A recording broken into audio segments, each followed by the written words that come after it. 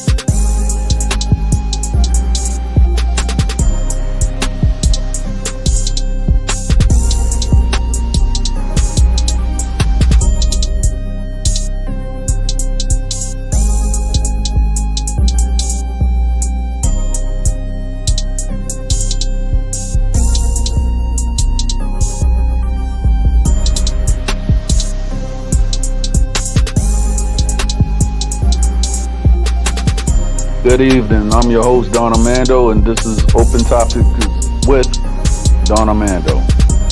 So tonight we're talking about narcissism and how we deal with it on a daily basis. I got the link in the chat description. So if anybody wants to come up to my panel to talk about this, feel free.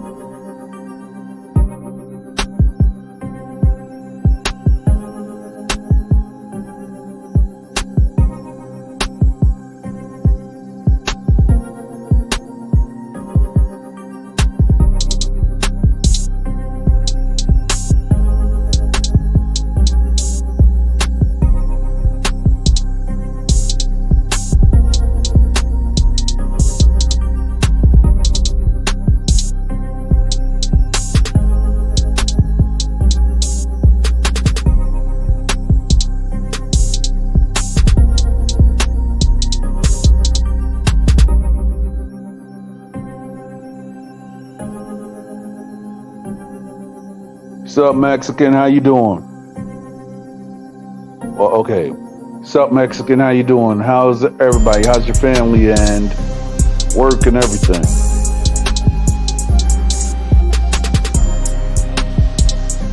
Sup, Rakim?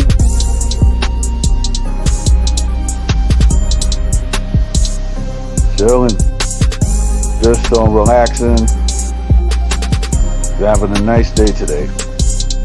And plus, it was nice weather today too.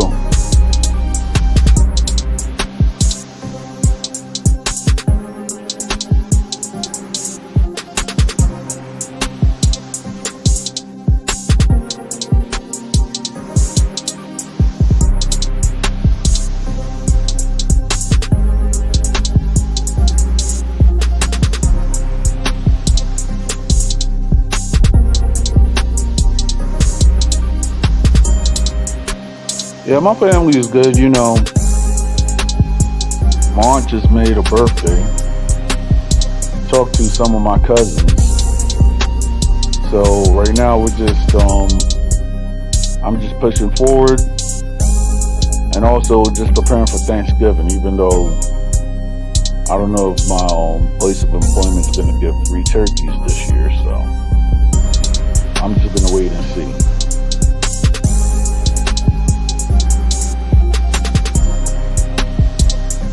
Although I could say Thanksgiving and Columbus Day are very offensive to my Native American friends. So I don't know what to call Thanksgiving because I know that my Native American friends don't celebrate that.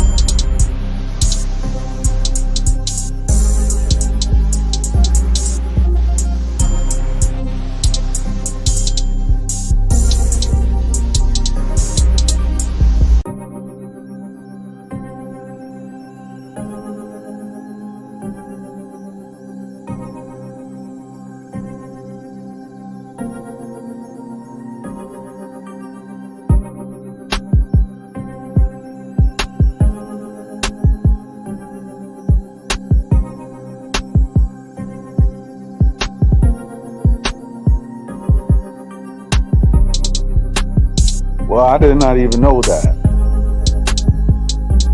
I mean, shoot. I know that it was Indigenous Peoples Day on Columbus Day. I didn't know what they were calling on Thanksgiving because I'm super sensitive ever since I've made a friend. And I was Canadian Native American, even though she has both citizenships because of her tribe.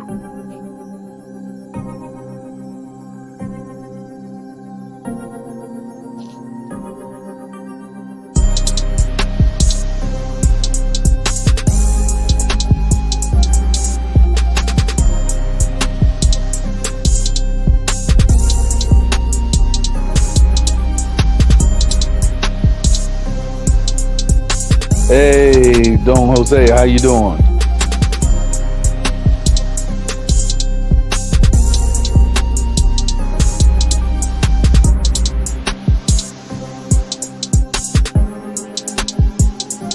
Gracias.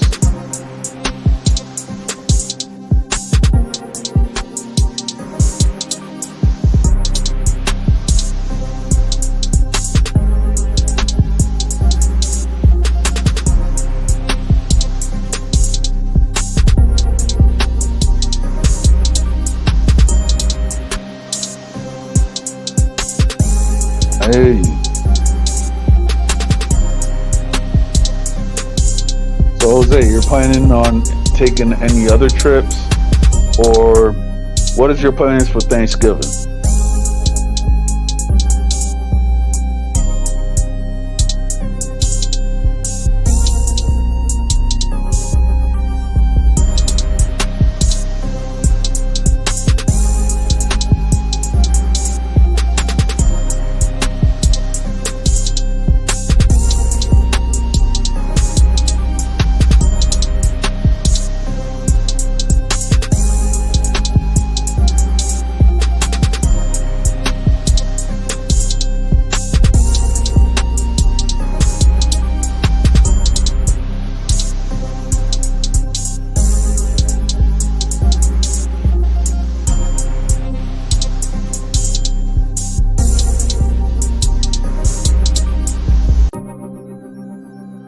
I hear you. I'm trying to actually figure it out myself.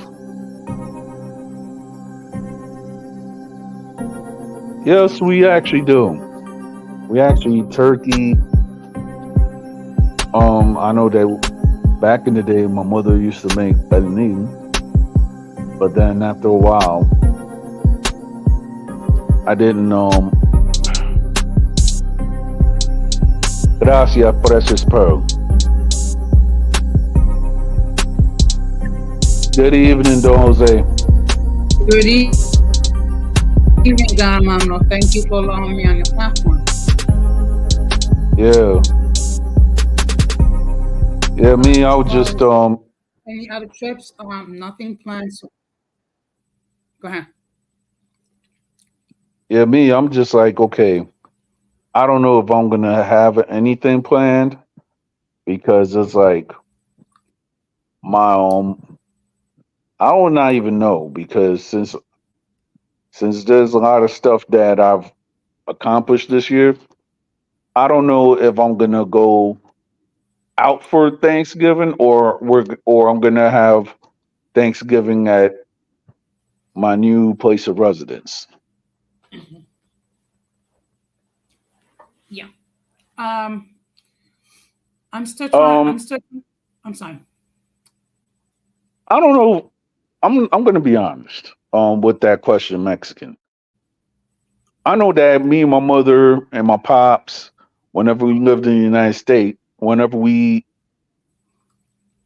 celebrated Thanksgiving, we always ate turkey in our household. I cannot really say, for example, if Dominican Republic have turkeys or not, but I do know that, like in the Cibao region or something, they actually have like deer. I'm not sure if they have turkeys. If they do have turkeys, I, I'm just saying maybe it's a guess. Somebody could actually clarify this for me. I know that they're not native to the Dominican Republic. And buena noche, Taino night.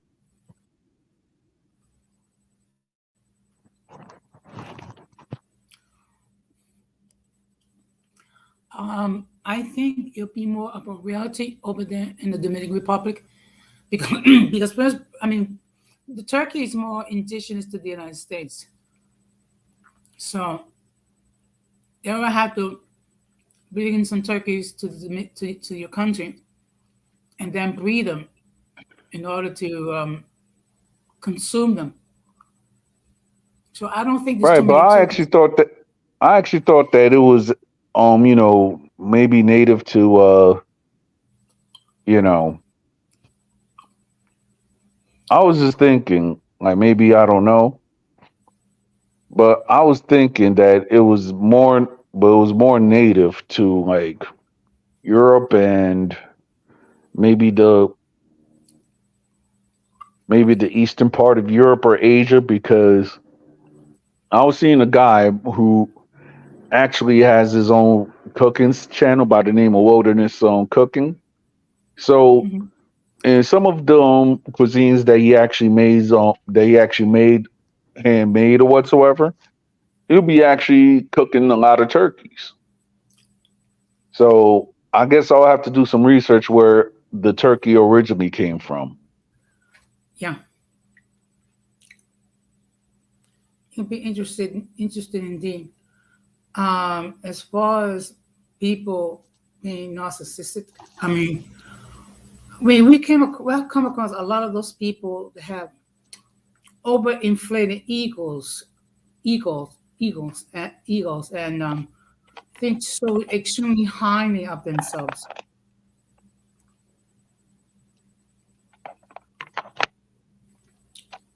Hmm. So, and we come across a few of them here in these YouTube streets. I mean, I'm not going to mention any names because I don't want to give them any shine. But I think we all know who we're talking about. Oh yeah, we're talking about a lot of messed up individuals. Yeah. Would you believe the the lady who refused to go to the cheesesteak factory actually posted another video defending herself? I mean, if you actually look at it, right, the the that video, right, Hmm. it's like it was something about it that okay, that the woman that refused to do it, they say that it's just like okay, like one of those moral videos. You get what I'm trying to say? Hmm. Like the content creators of that video, the guy and the girl, right? I don't know if they're really a couple or not, but they went up and they made that video like to show like okay of how certain people actually act. Like it's not like she was actually doing it herself. So therefore, it was like what people actually were like, oh yeah, we're getting into their feelings. Is actually that guy and that woman. They actually make content like thought provoking content. I should say, and people will actually say their opinions and stuff, but they're actually having a message behind it. Well, apparently she has experienced a lot of um, backlash in regards to her remarks, such that she's even getting allegedly harassment at her place of employment. Now, no one, and I repeat, no one deserves that. But this is the thing that I find bizarre. She took a loss. She should just simply say, you know what, I made a mistake. I'm not going to comment any further, and just kept it going. But her to double down on the same rhetoric, and then get surprised supposedly because people react a certain way. I mean, she recorded the whole thing with her phone without the guy's permission. So of course there's going to be a lot of backlash. All right, but this is one thing that I was trying to tell you, Don Jose. Hmm. That whole video that she recorded and everything like that, that guy and that woman, right? They actually do this as a living. You get what I'm trying to say? It's not like this guy's actually went up and was really taking her out and everything like that. Those two, that woman and that man, right? They're actually content creators. So therefore, when they went up and they made that video, right? Because like how they have moral videos that shows Hmm. you like what to do right and what to do wrong. And it's actually like an Indian guy that actually makes these videos on Facebook to show like how to treat people and everything like that. Mm-hmm. So that video was okay. Yeah, certain people was like were in their feelings and everything like that, but it was like a moral video to show what to do and what not to do in a situation. If you get what I'm trying to say. I get it. And, with the exception of a few mistakes that he made, I mean, he handled himself very well. Okay. But the thing is this. Okay. If you know that the remarks that you made cause a lot of negative reaction, Right. why ain't the audience even further by further comment? All right. Because the thing is, though, if okay, what I was trying to say is that with all that video, when that video was released and everything like that, it's an act. You get what I'm trying to say? Let's say, Uh-huh. for example, you and I make a video, right? And we could have like an argument which is so convincing. But then at the end of the day, when we just doing this for the video, it's acting. So therefore, the guy who's acting very well after he handled himself and everything like that, just to have thought provoking opinions, they actually got that woman and that man actually got exposed for what they really do, which is that they act on certain topics that actually happen, and then they post the video out. I think I sent something to Radical about that when it talks about when I guess what this couple actually does. So it looks like that they actually knew each other beforehand, and they actually do this as a living, just to that they act out scenes. Oh, they're like, oh, I don't like this, I don't like that whatsoever. Because at the end of the day, certain people are going to get into their feelings like, oh yeah, this is real and everything, but it's actually acting.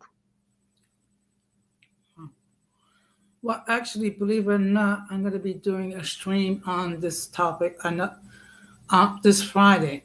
So, because there was a reaction video which OJ Duke Jackson created regarding this person.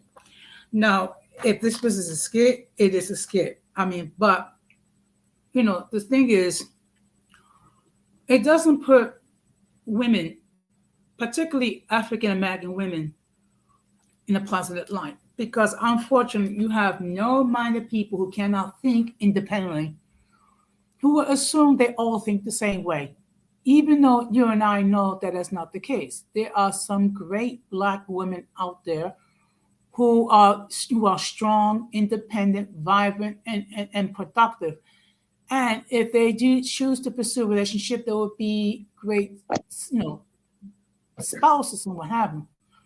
Unfortunately, it's always the same thing that you always get one bad apple that spoils it with a whole bunch. I mean, but if you actually look at it, I just to make that argument, that could be anybody. I'm just saying that could be anybody because if you really look at it, you have certain people that actually come into this country with their set prejudices already. Either they might have learned it from television, or they actually think like, okay, they actually follow what a relative says, like, oh yeah, don't talk to these people if you want to be successful in this country and all this other stuff. So therefore, you have certain people that actually come into this country with that set mindset. And then when you have certain people who are actually been here and they have a set mindset, which is passed down from their great grandparents, grandparents, and so on, you have certain people that will actually have those, I guess, bad values within them, that they think that everybody's the same. When the fact is, 9 times out of 10, the people that are actually making these assumptions, they might be around people that they work with, but they will never actually actively show their prejudice, or they will never be around, or they will try to be in an industry that they will not be around as so much people of another race. So therefore, they actually think like that. Mhm. Well, I know this is sound like a broken record, but I've said this before and I'm going to say it again. In every community, there are productive members and non-productive members. Okay, it is as simple as that. And the fact of the matter is, you cannot make broad statements regarding whole communities based on the experience that you had with one or two people. Okay, I and I'll state myself as a perfect example. I have gone out with Dominican women. Okay, one dumped me on Christmas Day 13 years ago, and the other one I married and unfortunately and the divorce. However, I'm not going to come to the conclusion that all Dominican women are bad. There's some great Dominican women. It's just that I made poor choices. That's all. Yeah, I mean, I could say that. I could say that too because there was a Haitian female that I actually dated, and me and her are friends to this day. And there was a Haitian woman that did me dirty. Yeah. So with that said, like the dynamic, I might have said certain things too. I'm not gonna say I'm an angel, but then if you really look at it, you have certain people, and my mother always told me this, that in every people group or race, you have good people and you have bad people. So therefore, when people are actually when people are actually generalizing people like there's so much experts and telling a person what there is or what they're not, but yet you can see their own narcissism when they actually say that. It's to the point that some of these people, they actually have like a cult like mindset. You have a person that will try to run the cult, and then you'll have people who have the sheepish mentality to follow that person who is saying something that they never heard before, something of that nature. Yeah. Well, unfortunately, not everyone is able to think for themselves. So when you are in that situation, when you're not able to think for yourselves, it's very easy for you to become sheep and blindly follow someone that seems okay, even though if you bother to use the gray matter that we all have received, you will find out that that person is not so okay. Yeah, I mean, if you actually look at it, right, Hmm. you will have certain people that they'll believe in other aspects that one people group is affecting their whole way of life and we should get them out and everything. But yet they fail to realize that there's other people in play I will not say worship, but I'll say look up to, and they'll have in high esteem nations, people, uh ordinances, etc. They'll actually have those people in high esteem. But what they don't know, just because they're so busy telling how another people is damaging their countries or anything like that, the people in high esteems are the ones that actually sent you and the people and your proposed enemy to actually bicker among yourselves while they actually get more successful just seeing you bicker. Hmm. Yeah, that is true.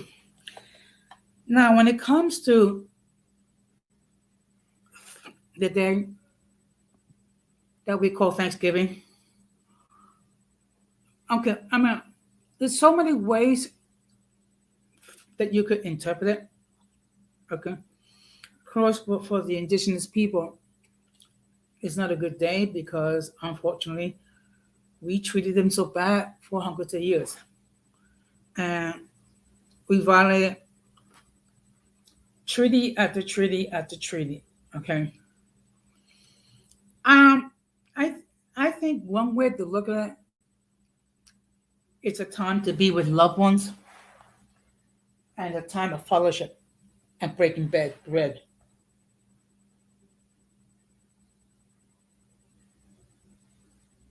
I agree. I mean, I mean, when you think about it, unfortunately, um, this country is not new when it comes to racism, and racism has existed for hundreds of years, and it goes back even before the founding of this country. I mean, a black person was considered three-fifths of a human being under our Constitution. Yes. I mean, we had, And one thing that I have to say today is shout out to my Dominican brethren because it's the Constitution Day today in the Dominican Republic. So I would just like to actually point that out. well, shout out to all the Dominicans out there. Yep. But so when it comes to certain holidays, it could be difficult. I mean, first of all, you have um, Columbus, who quote unquote discovered America, even though that's not accurate.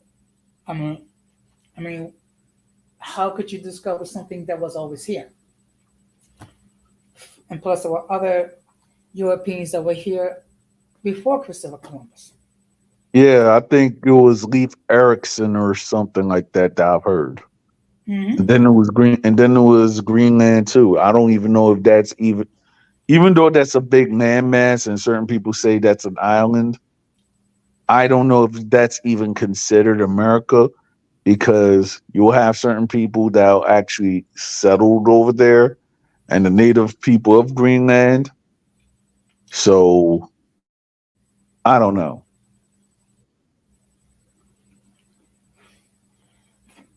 Well, Greenland is part of the North American continent. Okay. All right. Well, in one way, that it could be considered American. But you know what's a funny thing? American can mean different things. It can mean South America, or Central America, or North America. Okay.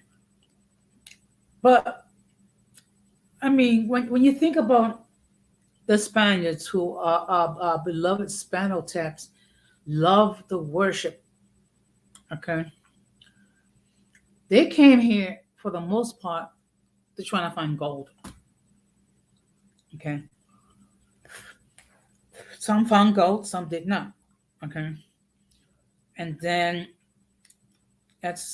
they got with the native women, and that's why you have Latinos of different shades and hues and what have you. Okay. So there's a lot of racism involved in this country, and to a certain extent, Latin America as well. But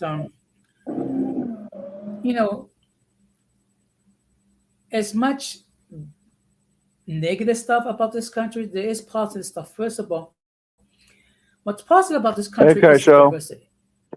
Hey, Kesha, and hey, Keisha Robinson, Tanya Knight.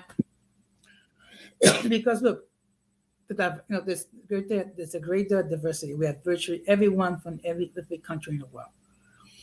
Right. Yeah, multiple different, you know, groups of people. You have multiple languages. You have multiple beliefs and what have you. So Right. one of the biggest assets is the diversity. Another big asset is that if you work hard, you're able to achieve a certain level of success. Right. Okay. So those are the positive things of this country. But I'm really concerned about the direction this country is going. I mean, looks like it's gonna be Biden versus Trump again next year. So I basically, mean, I heard that Biden might drop out because of low approval ratings. So if that were to happen, all right, would it be Kamala Harris or would it be like a rising star within the Democratic Party? my understanding is that as much as I'm not too crazy about Joe Biden, there's even less love regarding Kamala Harris. I basically because since I mean, let's put it like this. I'm not going to say all vice presidents, but she's not very outspoken.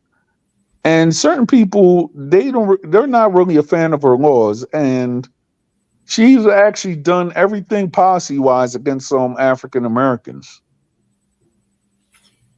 Yeah, and let's make it perfectly clear. Technically, she's mixed.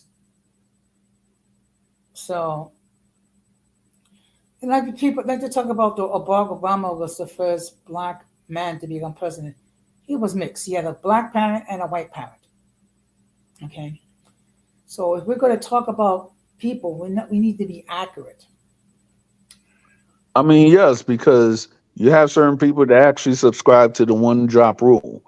But then I've heard theories, which is, I don't know, which certain people could have said that technically that Barack Obama wasn't the first black president, but then there was maybe others during the 1800s because of people who were Melungeon or of that ethnicity.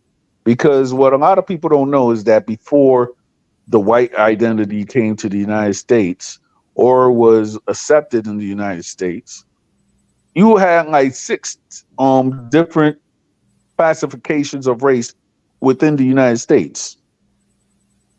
Hmm? Yes. Well, unfortunately, this country is so race based that it is embarrassing. I mean, if you actually look at it, it's funny because we actually think that some European countries are more progressive than the United States when it comes to race, but sometimes they actually have a worse track record. Yes, that is very true. Well, but I mean, let me put it to you this way. I mean, when you, when you have Biden on one hand that kind of looks like he's senile, and you have Trump that looks like he's gone off the deep end. So it's basically the battle of two grumpy old men that need to go take a nap.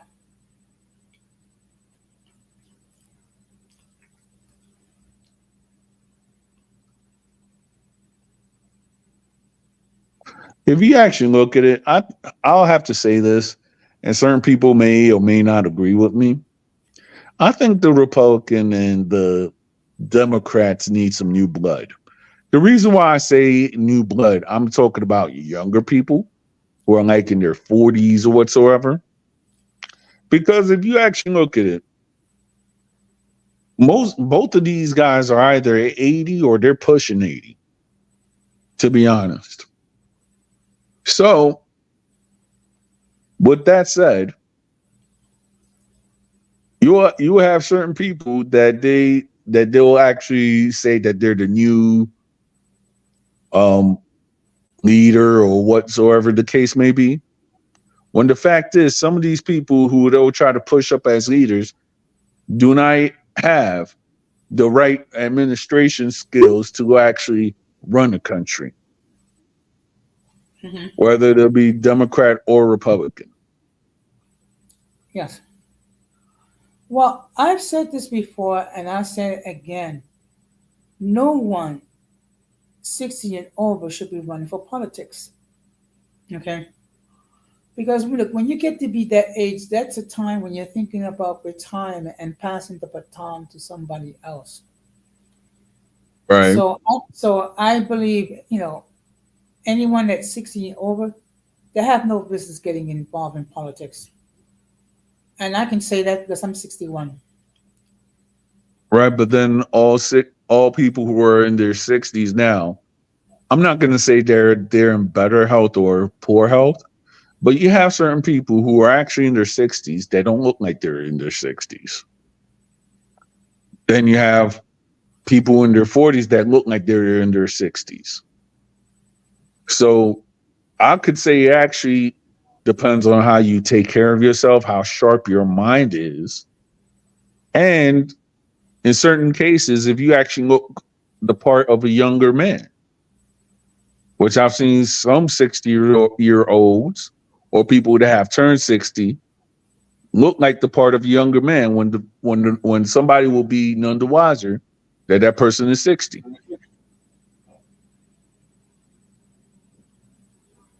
Yeah. Uh, Hopefully, and I said hopefully, there will be some younger politicians that are somewhat that bright will step into the race and maybe we'll get a decent candidate from one of these parties. Um, But, I mean, if you actually look at it, you have certain people that they actually have, I guess, within Latin America, they want to actually have the influence that Nayib Bukele has over his nation. So certain people by, hey, we need to be the next Nayib Bukele because he actually shut down the gangs which was terrorizing his country. And now I guess his country is actually quite peaceful to visit. mhm. Yeah. Unfortunately, here in this country, we were too worried about the culture wars. We're too worried about having people getting ruffled and what have you. And all this gender fluidity is causing a lot of problems. I mean, I agree because it's like, okay, I'm not gonna say that I'm in the professional settings, right? Hmm. But I still don't know what is what is binary, what is non-binary, all these different titles. And it's fun. It's like it's like if you actually look at it, right? Some of the people that are that they actually have these that they actually have these classifications now. They want you to actually know these classifications overnight. Well, these classifications of people who actually identified themselves this way actually came out like maybe I would say 2014 or 2015, 2016 ish, if I'm not mistaken. Yeah.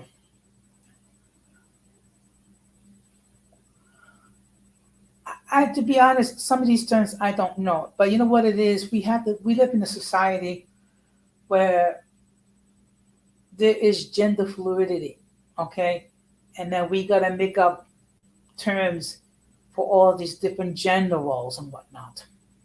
Yeah, it's like okay. I know that in certain, I've actually watched certain influencers on YouTube when they actually talking about how the gender roles is different within each different country. Like for example, Thailand, India, etc. I don't know how they do in Europe because Europe, when it comes to towards that way of gender roles or whatever, they've been actually more advanced in the forefront. Where now in the United States, is certain people who are actually getting pushback because they was like, okay, we're gonna go and say, oh yeah, we're we're this, we're that, and you like, okay, when I grew up, I thought that was just that was just a man and a woman. I don't know what is binary or whatsoever the case may be, because there's certain people that still don't know, or certain people that actually have old school values. So you can't really go and say, "Oh yeah, this person's right there," when the fact is they don't know what you're clarifying or what is what. Yeah. Unfortunately, you know, we're living in a day when some people just don't know what they want. I mean, I could actually say that. Yeah. Take a look. Take a look at some of these delusional women. They want a guy with a six pack, be 6 feet tall, and make a six-figure salary. Now, there's Okay, not too well, many men that fit that category. I mean, it depends on. Okay, let's be honest. It depends on where you at, what type of lifestyle you live in, and what expectations you have. Now, if a woman is living a healthy lifestyle and she's into fitness and everything like that, of course she's making like a six-figure bracket income. Of course, she wants a man that is, I guess, that will love the same things as she would. But for men and women, and I'm saying this for all of us, if you're a man who's not physically fit, but yet you want a woman who has like,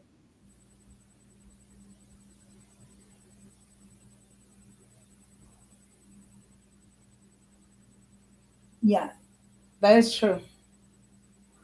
So, I'm gonna hop off, Don Armando. First of all, thank you very much for allowing me on your platform. So, show some love to a great guy and subscribe to his channel and check out his content. thank you. Okay. So have a good night and peace.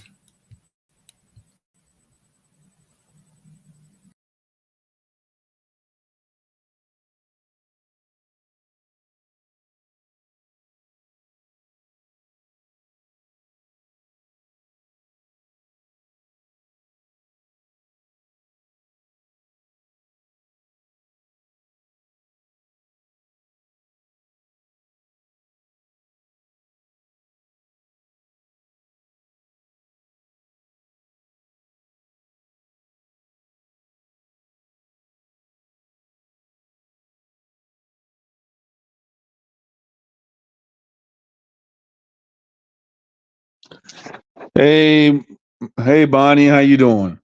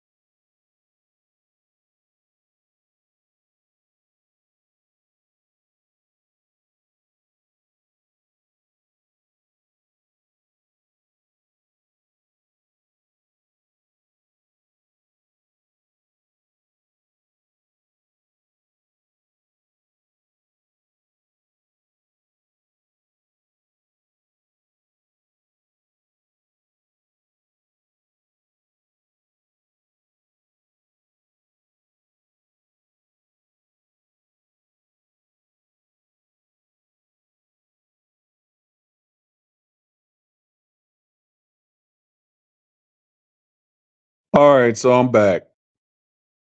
And I guess right now, since there was a lot of noise blazing in the background.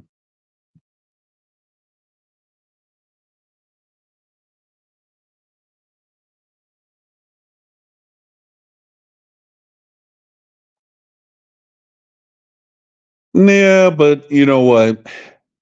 We could do a reaction videos of the Hispano taps. But the way that I'm seeing it is that they're gonna go down. So why do a reaction on people that are actually gonna get their channels deleted in a few?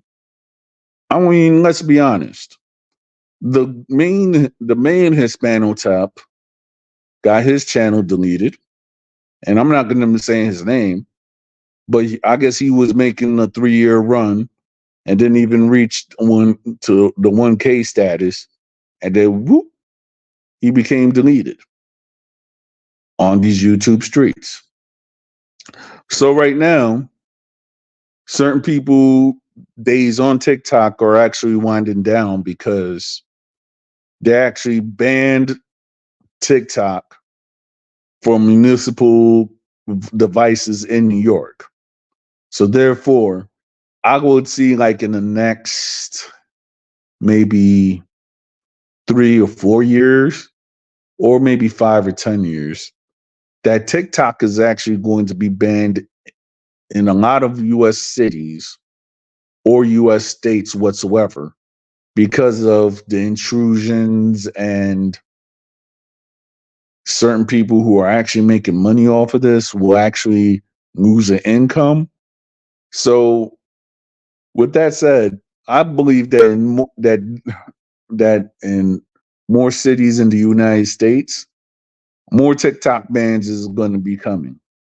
I can't really speak about Europe, but I know that one application that I've seen people make videos on is actually non-existent here, and it's called Quai.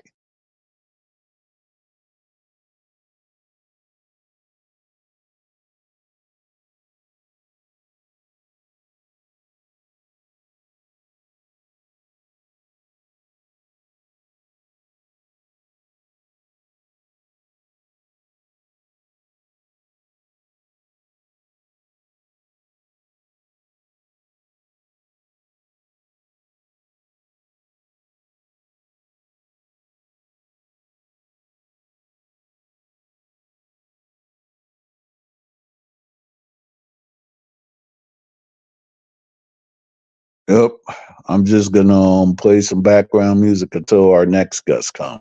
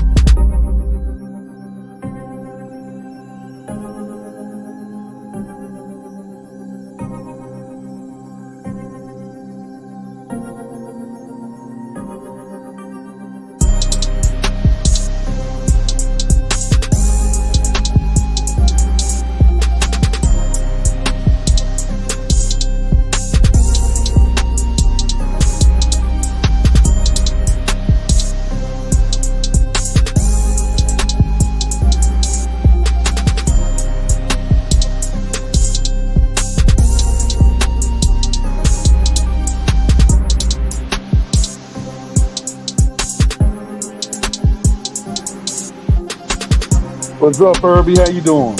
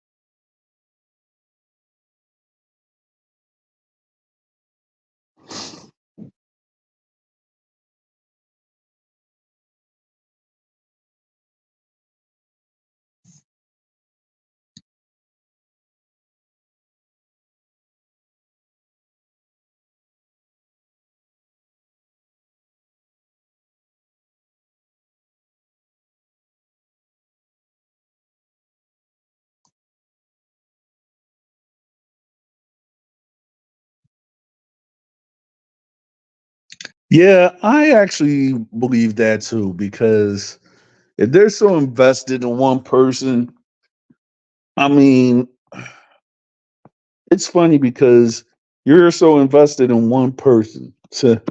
Because I guess my very existence go against their, I don't know, their twisted or warped views.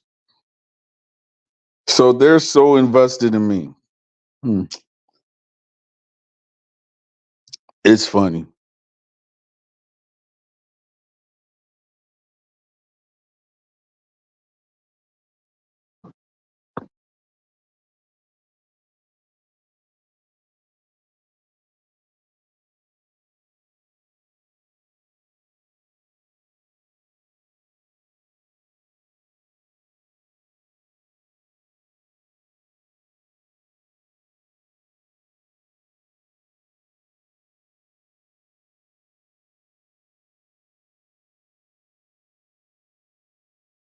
Nah, but you want to know something which is funny, right?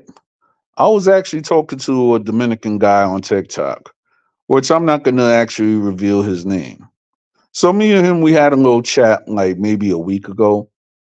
So he was telling me of the major and the minor Hispano taps, which I'm not going to name because we all know who we're talking about. So this guy was, so this is how he told me the story. That there's a TikToker who's also a dancer by the name of shout out to Melanie Centennial right away. By the way, so sh- so she went up and had a video of her dancing, but I guess she did not know that my friend was married. So what it is that Melanie Centennial is actually hated that by the side of the Hispano taps on TikTok.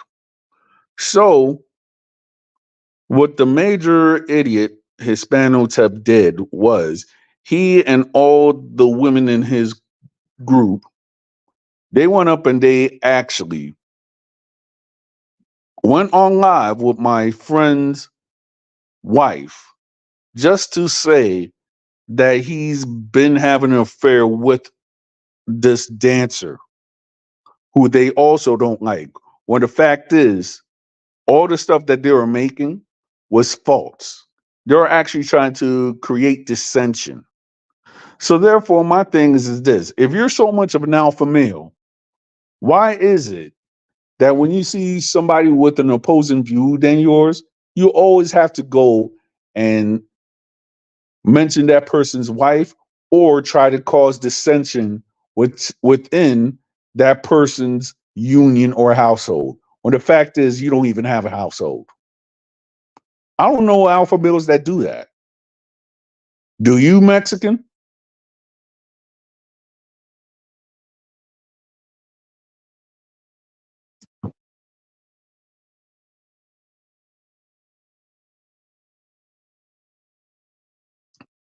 Thank you, Scullytron.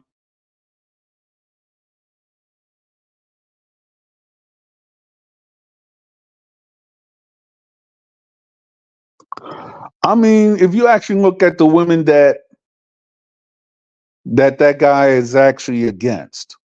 Most of the women that he's actually against, believe it or not, he's always tried to actually ask for their numbers and they rejected them.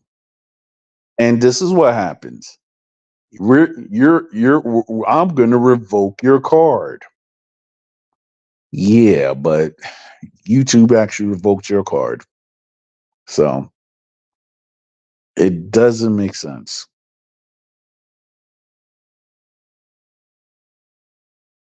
Well, thank you again, Scullytron.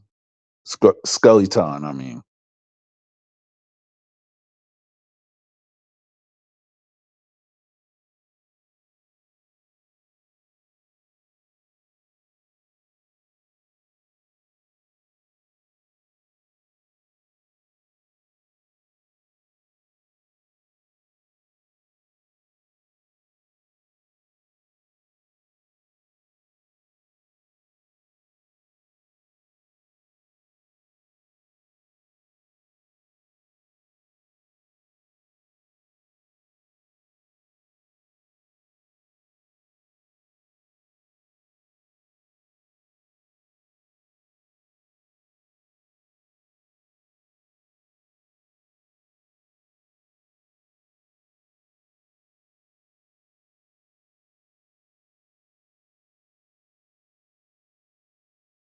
What's up, Irby? Now, one thing I have to say is, yeah. I mean, I've seen that video already, and I could see um why this individual do not like truth teacher. So let's see.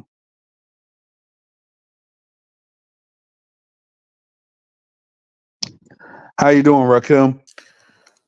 Hey Don, what's going on with you, brother? How you been, man? I meant to join We're a doing. bit earlier, but I was eating some food. It's all good. Nah, today we're just actually talking about narcissists and how to combat them. I guess wherever you at, maybe would you be the workplace or whatever have you. Yeah, So, because we seen that narcissist is actually at an all-time high, not only in this country but everywhere else. right. So, so what is your experience that you have dealt with narcissists? I mean, your place of work or what have you? Well, one guy that I knew that was a narcissist. He was a very self-centered guy, and he was a very jealous person at work. He used to tell on a lot of people. He used to rat on people. Right. This guy was so bad. This guy was so bad that he was caught with he used a credit card from work to buy an iPhone that they gave him to um they actually gave him to use when you out of town at other work facilities to buy food and stuff. Man, shout out to the Right. brother Irby. What's up with you, brother? How you been? Um, and when he was confronted after they did an audit that he bought, that he used their credit card with his iPhone, he told the bosses, "Well, what you want me to do about it?" I was like, "Damn, man, you got some nuts." Yeah. And then a boss, one of the bosses, he was this black dude from the hood, from where we came. So I guess that kind of irked his nerves. And he was like, "Wait, man, I tell you what, either come up with that money for that iPhone by next week, or we don't know what we gonna do about it. How about that?" Damn. So long story short, he ended up getting fired. Well, yeah. I mean, like as far as narcissist is concerned. I mean, I've dealt with with several individuals at my former workplaces who are narcissists, and it even came to the point that some people who are, who I guess who are conditioned to be narcissists, they'll have no feelings, but then when you actually diss them on something that you call them out on, they want to actually You're like their worst enemy when you actually call them out on their stuff. When people don't like for you to feel, people with those type of traits, they don't like for you to figure them out. Once you figure them out, because here's one thing we got to understand: a shitty person don't want to be known as a shitty person. Because if I'm known as a shitty person, I'm going to be able to get to be able to get around people and do shitty shit to people if they already suspect me of being a shitty person. So when you Right. figure people out, man, they get pissed. They get pissed. You'll be they like in some cases they'll want you deleted. I mean, I've actually had certain people that, well, even with the crap that I'm going through now, I mean, you have certain people that they have narcissist traits, but then when they see that when you figure them out what they're doing or whatsoever, they want to go and they'll try to gaslight and deflect on the stuff they're doing, the like you're actually doing it to them. gaslighting, the deflection, and then they'll try, of course, to play victim to justify um they disdain towards you. I mean, but and then on top of it, it's like, for example, right? One thing that I've seen about deflection and stuff. Okay, I can understand that certain people are narcissists and everything, but are you gonna go to the level that you see that a person that a person is a friend to somebody that you don't like, right? You don't figure them out or nothing like that, but yet you buy, oh yeah, that person is trash. So I'm gonna go around and make this guy's life a living heck just because he's friends with somebody I don't like. When the fact is, nobody really cares on who you like. You get what I'm trying to say? And then if a person is gonna go that far to actually tell a lie of that you do this, that, and the third to them, when the fact is you never even met this person to even do anything to, it actually shows like a new form of ounce of gaslighting to the extreme. I'm like, hold up. If a person's ignores you, blocks you, and everything like that, and then you go with the whole narrative that you're harassing somebody or whatsoever the case may be. The last time I checked, men who actually are getting harassed, they actually step up to it. You don't go to you actually step to the person who's harassing you. You don't go to the person's relatives. You don't go to the person's friends. And certainly, you don't go and try to steal pictures to actually prove your point. When the fact is, we all know that you're doing this for somebody else.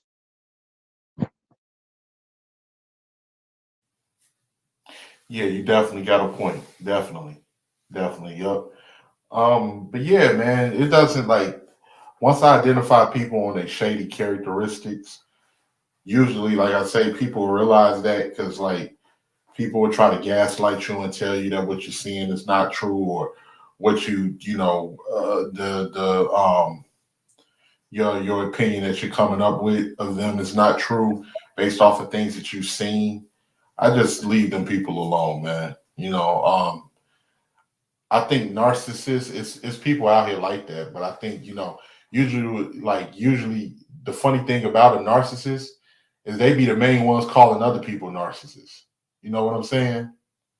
Those type of Yeah. people exist because they be trying to gaslight other people and throw people off of their trail and different things like that. But when you can spot them, man, once you're able to spot them, you spot them.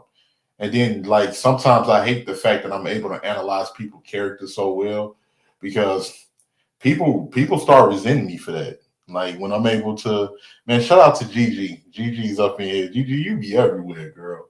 And That is shout out to Gigi too.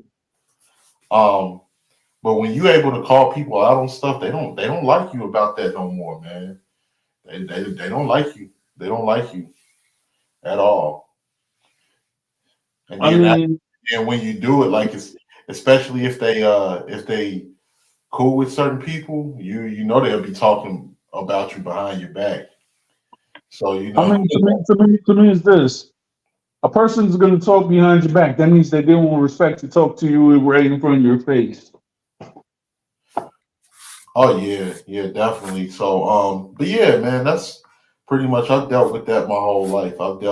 I have people in my family that are like that are selfish, always been selfish. And once you pick up on them, if they run a game and you pick up on the games they try to play, they start resenting you for it, man. Oh yeah, trust me.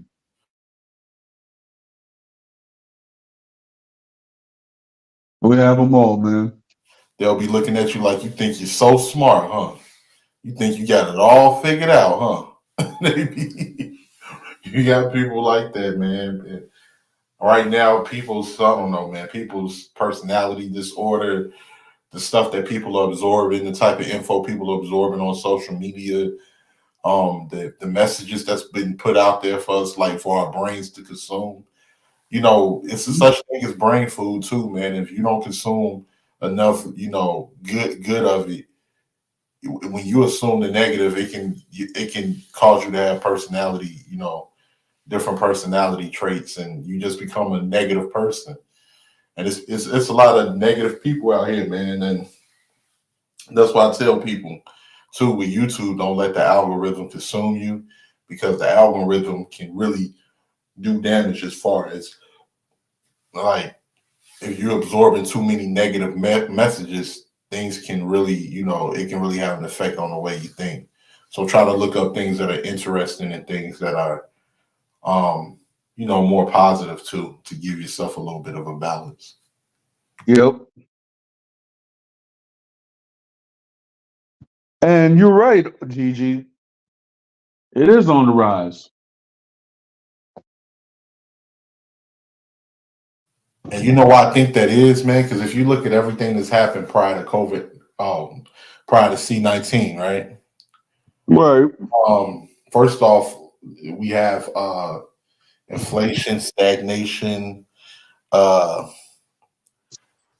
and everything is in our culture right now is promoting getting to the bag, getting to the bag, getting to the bag. No matter what you got to do to a person, just get to the bag. No matter if you step on a person and demean a person, get to the bag. I mean, look at these YouTube content creators. They literally have double crossed their own subscriber base and sent their subscriber bases in the wrong direction just for money. Look at the things that's promoted on Instagram. Everybody is out for the bag. It don't matter. People are not even people anymore. And then I mean, everything that's going up, the price of food, the jobs, and it's being designed this way. It's being designed this way. I believe so too. I mean, I was just talking with Jose, and we're just talking about how certain things when when it's regard to Thanksgiving and everything like that, and when you actually see certain, and I was saying because I say Happy Thanksgiving to everybody, but then since I have Native American friends, I actually try to choose my words wisely because Thanksgiving is not a good day either, and Columbus Day, which is called Indigenous Day, which I actually celebrate it as, is not a good day. It's not a good day in history for my indigenous friends as well.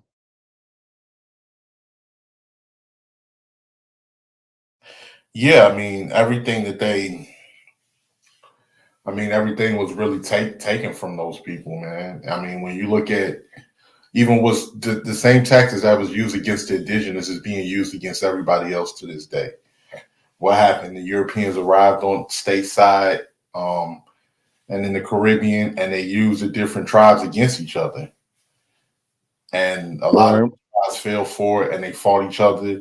And then at the same time, they was implementing, different tactics to, help assist with them wiping other people out. And then once people looked up, and by the time they realized what was going on, the Europeans had all of the land, and they made them sign bogus treaties, land contracts, and different things like that. So those tactics are being used today. People are being pitted to fight against each other while the top people, that are wealthy are running out the back door with the money. I mean, I'm seeing the same thing when it's in regards to the Caribbean. And the thing is, though, I'm saying this because I'm seeing this now. As you know, we in the Dominican Republic and Haiti is a tense situation, right? So this is my thing. I could talk about one thing and then by, oh yeah, these people are doing this, that, and the third, right? But how come you're all not going against the real people? I'm talking about the people who are actually poisoning your country or our country with narcotics. I don't see nobody saying anything about that. But yet they want to go with the narrative of this one set people are actually destroying our nation. When the fact is, there's people on top who is actually destroying nations, but nobody's saying anything about it. Because my arms is too short to box with God. That's why. I, Right. I, I can reach them, but I can't fight. I can't fight in the sky. My arms too Mm. short. And that's the mentality a lot of people have. It's easy to attack other people. They don't feel powerless attacking people that they can reach. They feel more powerless trying to go up against the government. Now here you have, of course, the government that are letting these people from the other side of the island in there to work for pennies on a dollar, and help build the infrastructure and all of that stuff while neglecting the people, the Dominican people. Yep. For the most part, people don't care about that. And then if you have those sentiments that's passed down from generation to generation, that's all people know. A lot of people are not reading about their political about the political landscape of their countries. They're not reading about that. They're All not. they know is that I'm this, you're that. I've been raised to think that I'm better than you because I'm this, and I want you out of here. Period. Right. I don't care what else is going on. I don't care because my mind won't allow me to even think that far. Yep. And it's even to the point that right now, it's like with all this going on, and I'm just making my own route. I'm not gonna go and try to talk about race all day and everything else because at the end of the day, race is we could talk about race all day and how people are doing this at the do this then the third, right? But at Yeah, the same well, time, the thing, we hearing people talking about race, but but it's getting less to be like, okay, we're uniting. You get what I'm trying to say? For example, mhm, if I want to go and talk to a person of a different culture than I want to know like your customs and I could show you mine. mhm. I don't see a cultural exchange. All I see is race this, race that, but I don't see no cultural exchanges when it comes to social media. Well, you know what it is, Don, and like you say, like just talking about it is played out, and one of the reasons it's played out because there's so many disingenuous people. There's a lot of disingenuous people that just don't want to be honest about anything.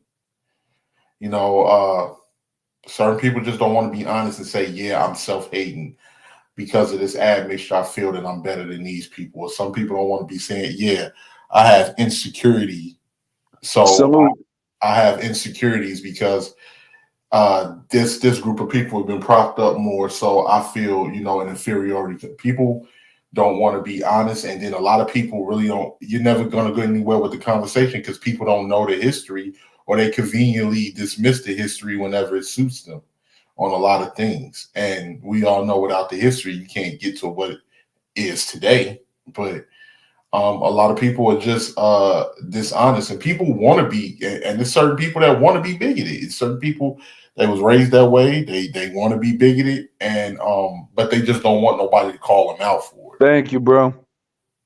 Yeah. I was just Mhm. saying thank you So to my homie Friendly shout out to Extortion. Friendly Extortion. Shout out to Friendly Extortion. I used to see Friendly Extortion around a lot. Shout out to you, bro. Yeah. But yeah, so that's really what it comes down to. And then for every action is a reaction. But then when people have an action and then some people have a reaction, then the people that initially did the action, they want to find ways to justify people based to justify their action based off a reaction somebody did to how they was acting. So Exactly. it's a lot of people, like I say, it's a lot of people that's disingenuous, man. And like I say, a lot of this stuff too has been passed down from generation to generation. If you're ignorant and your parents was ignorant, but you hold on to everything your parents say because that's all you know, then you're gonna gather that mentality of thinking and you're gonna, hold it close to you. You know what I'm saying? So, and when you have people that are uneducated, man, and some people with low on education, they don't they don't really know much but what they know. So Yeah. it becomes redundant because people are not going to be honest. People are not going to be honest. Like I we mean talk. that Oh, go ahead. My bad, Don. I mean if you actually look at it, this race stuff and this, that, and third, like I'm gonna be honest. When I first came into the scene of YouTube, yeah, the only videos when I first really posted was about the origin, the like originally of the Dominican hip hop movement. But then after a while, I didn't know about the algorithms or anything like that, so I really used my YouTube account just to watch videos and everything. So when I actually got into these YouTube streets, I just came in and I was like, okay, I didn't come in with no agenda or anything like that. I just came with the purpose. I'm like, okay, I see a guy that went up and recorded my parents' birthplace, and I showed up on his panel. I didn't know anything about anybody or nothing. Then the next thing you know, I'm being called a fake and all this other crap. So my thing is that now that I'm more aware, since my first initiation of being in these YouTube streets, Mhm. my thing is that I'm not going to really be talking about race or anything. I'm going to try to actually unite and learn people's other customs because I at mean, the end of the day, it's that's quite my thing. yeah. Okay, it's this simple when it comes to when we talk about race, right? I mean, here's the thing, Don. You're a black man. I'm a black man. You're of Right. Dominican descent. I'm of American descent. It's that simple. It's Exactly. it's I have a culture based off American, off America. You have a culture based off the island of Hispaniola and other Right. parts of the Caribbean. It's just that Right. simple. You know what I'm saying? Like it is just it's not difficult, and it's and all and both of our descendants descend from Africa. Same thing with brothers like friendly extortion and everything. I think friendly extortion is Boricua. His a lot of his people, his ancestors descend from Africa and Spain and Right. the Taino people in the island of Bodiquin. It's not that difficult, man. It's just that people don't want to admit that, of course, we've been brainwashed to think a certain way based off of the fact that these lands have been colonized by a certain group of people. And not saying that everybody in that group is bad. That's not true at all. But I'm just saying, based off of the laws and the policies that's been established in these lands, that people that colonize and set foot on, and the whole systems has been designed to make sure that that money flows in a certain direction, and that's up. A lot of people have adapted the mentality of being a bigot, including people within my group as well, as far as in the United States, even Yeah. and self hatred, because it's in the education, it's in the school, it's in the judicial system, it's in the legal system, it's in um the commercials. It's in everything that you can possibly think of. It's Yep. taught in schools, and then it's passed down from generation. And if it was even more extremely bad back in the 20s, the 30s, and the 40s and the 50s, then that mentality passes down through your grandparents to your parents to you. It's Exactly. not hard, but people don't want to, be honest about that. Right. So we end up having a go around, and I mean, and a lot of the times people don't really want to educate themselves either. So Exactly. I mean, me personally, I had to go educate myself because it's like this.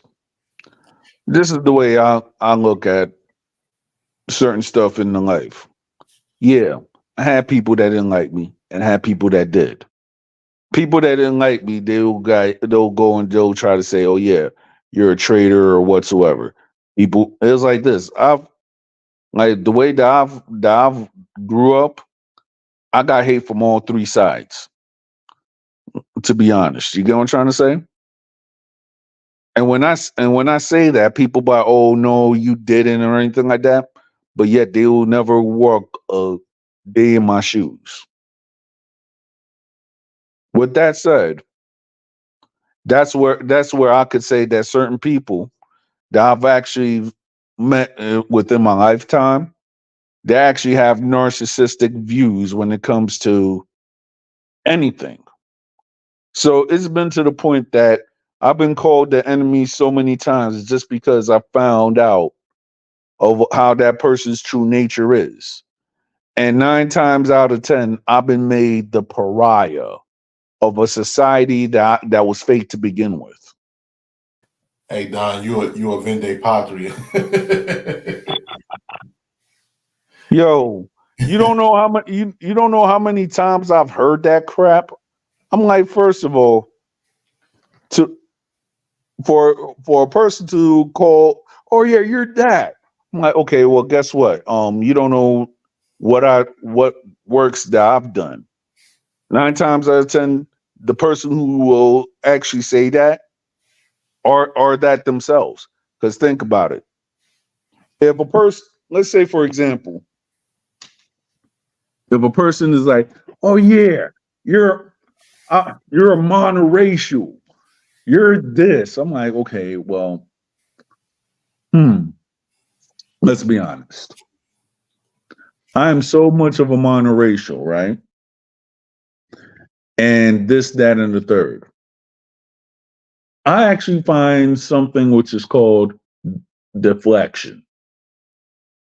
And when I hear stuff that looks like this deflecting from the real issue, 9 times out of 10, I'm not going to take that person seriously. And number two, you could tell that person does not have debate skills. Because if you could go and debate a topic without getting emotion involved or dissing another person, yeah, you will have a good debate. But when you actually go and have personal disses and this, that, and the third, it's not all a debate. It's just actually an insult game or who could diss better or whatsoever. So, with that said, and the crap that I've seen on these YouTube streets, I could actually say that I've been through it all my life. I went to Norman Thomas. I've heard the VP, "You're not us." But then after a while, when people started realizing, when they start seeing me in public, and they're like, "Oh, you this and that." I'll tell you a story. 2000, there was the Dominican festival in Washington Heights. So there was a chick that she was like, "Okay, you're not who you say you are," etc. Right? So when she saw me at the festival, she was like, "Yo, what you doing here? I know that you're not what you say you are." I was like, "Well, go say it to my dad." And it was like, and she's like, "Well, but what you doing here for real? Because you're not who you say you are." And I told her again, if you feel that way, go say it to my dad. She went up and said this third time. My dad was in back of her. When she saw my dad, she was shocked and she walked away. That goes to show you that certain people that will try and try and try, and then when you're gonna go say all the stuff to you, and then when they see who you really are, they'll have to walk back in disbelief because they know that they're wrong. Certain people will not want to be wrong, and they do not want to be humbled. So therefore, we all make mistakes. But what I've seen that people that do not acknowledge that they make mistakes, that's why ignorance continues.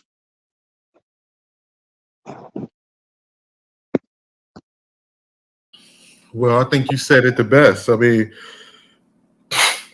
excuse me. Some people want to be ignorant. People want to be ignorant. If my ignorance, if I feel like my superiority complex is rooted in my ignorance, then I'm going to remain ignorant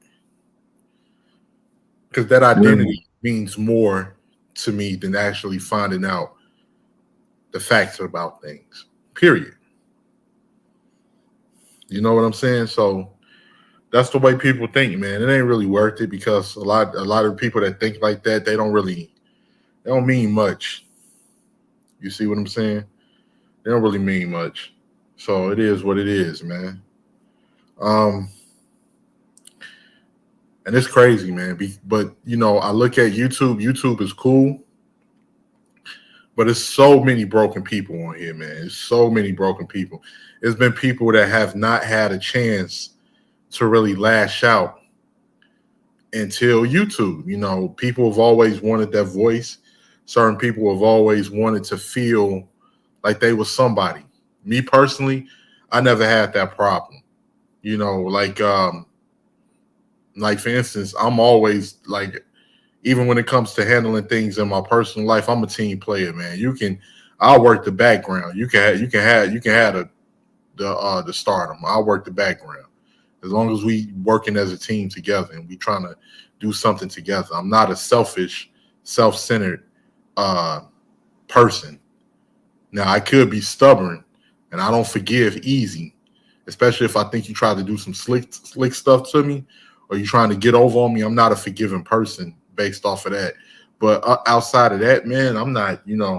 I never felt insecure or wanting to be hateful towards people or trying to push a narrative with people. You got people are going through things in real life, man, and it manifests on YouTube based off of how you see them react. Like it really, it's a lot of YouTube is full of the people that you wouldn't even talk to in real life. So Yeah, it's true because it's like, okay, there's certain people and there's certain attributes that I like when they talk about the people and solutions or whatsoever.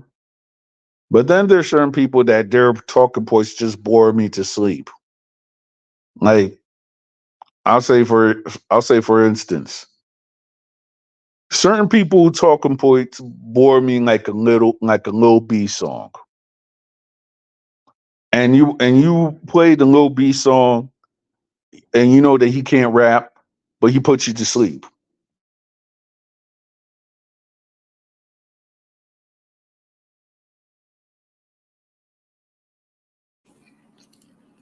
yeah, I don't think a lot of people are even really worth it, man. You That's know, why that's why I'll be like, okay, I follow other content creators and I've actually spoken to a content creator who actually lives in the UK. And me and that person and these people, we actually had a talk about, the rapport and everything like that, about their ways and such. And to me, I could actually say that I've actually had a good exchange of ideas. When I was actually talking to that content creator who is from the UK, and I was talking to certain people who are actually from Australia and such.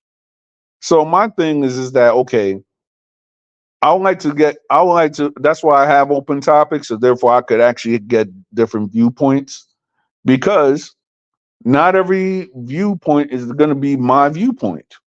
I want to see where that person's other viewpoint is. We could actually exchange ideas. We could debate, but at the end of the day, after we have this debate, we could actually respect each other at the end.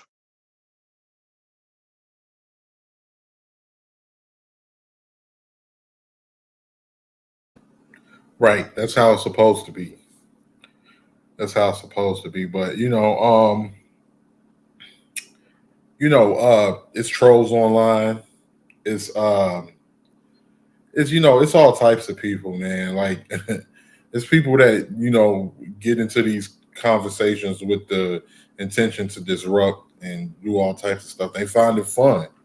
So it's funny. You know what was crazy, right? I'm 35 years old, man, and I've come to realize that a lot of people still don't mature, even after high school. A lot of people still don't mature. You know what I'm saying? People know what they know, man, and some people remain the same no matter what. And we've seen it on YouTube, man. It's clicks. It's like a lot of high school stuff that go on. It's a lot of stuff, man. Manipulation. Uh, I mean, for example, it's funny that you talk about that. I was it goes back to a comment that Mexican made, and it's like after I just started YouTube and I don't even have like 1K subs. And you see how many people are so invested in me? It makes you think, hmm, I guess I am really that powerful. Yeah, I don't really like I told you once before, brother. It's 10 million. It's 10 million Dominicans on the island. It's 2.5, close to 3 million here in the States. 5 or 6 is saying you ain't Dominican, don't matter. You got a whole bunch of other people that would agree with you. I So mean, I mean, talking about that, it's funny.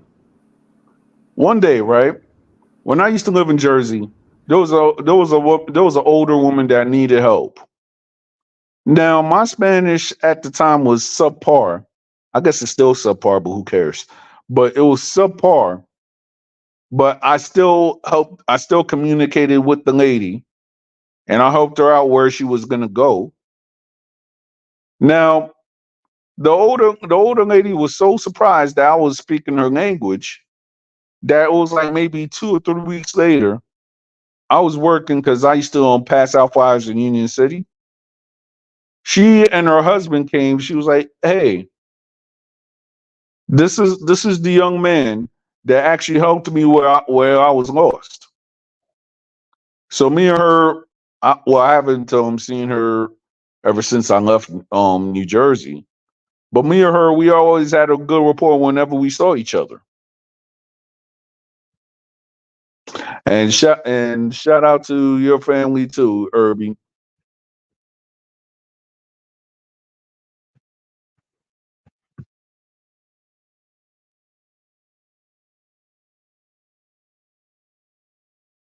Yo, yeah. Rakim, I'm Hmm. about to like maybe next week or so. I'm about to actually have like a special open topics. Okay. So I'll talk to you about it behind the scenes. All right. No problem. No problem, Don. All right, now your wife is here. Hello, how you guys doing? Shout We're out doing good. to you, my YouTube wifey, Michelle. What's going How's on? every Nothing. I'm up here doing my daughter's hair. I'm like, I see it's an open topic. Let me pop in. I don't be popping in on Don channel or your channel either, but I gotta pop in more. Oh, it's all good. Yeah. So Don was talking about narcissistic people. Oh man, like I'm one of those people that I'm so toxically invested in the whole for Sean Rock and Blueface and Jaden thing, and that's such a toxic situation. But a lot of us are used to being in toxicity. I ain't gonna lie. You know, some people don't want to admit it, but a lot of us are just used to that, and it's entertaining because we got reality TV showing more toxic behavior, and it's everywhere. It's hard to stay away from it.